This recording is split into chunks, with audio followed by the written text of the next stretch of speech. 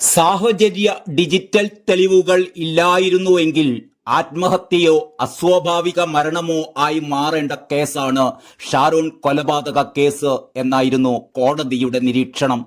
ശൂന്യതയിൽ നിന്ന് തുടങ്ങിയ അന്വേഷണം പ്രതി ഗ്രീഷ്മയിലേക്ക് എത്തിച്ച് വധശിക്ഷ വാങ്ങിക്കൊടുക്കാനായതിൽ അന്വേഷണ സംഘത്തിനും അഭിമാനിക്കാമെന്നാണ് കോടതി വിലയിരുത്തിയത്.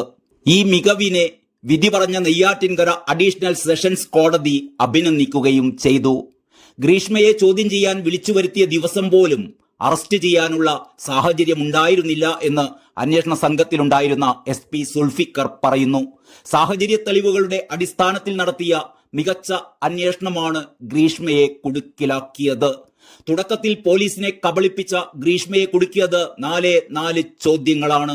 ഇത് ചോദിച്ചത് crime branch DYSP KJ ജോൺസണും.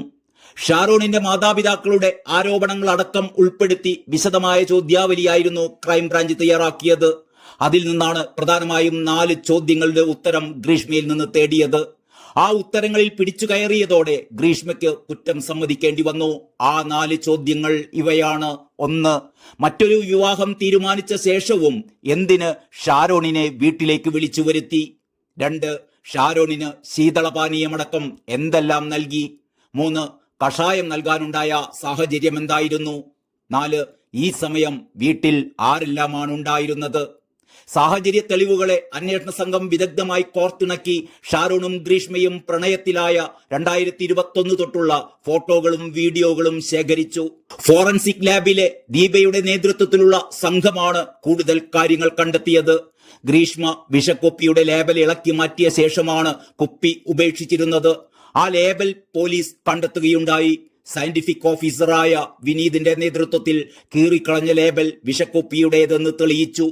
Thiruvananthapuram rural SP ആയിരുന്ന D ശില്പയുടെ നേതൃത്വത്തിലുള്ള സ്പെഷ്യൽ ടീമാണ് കേസ് അന്വേഷിച്ചിരുന്നത്.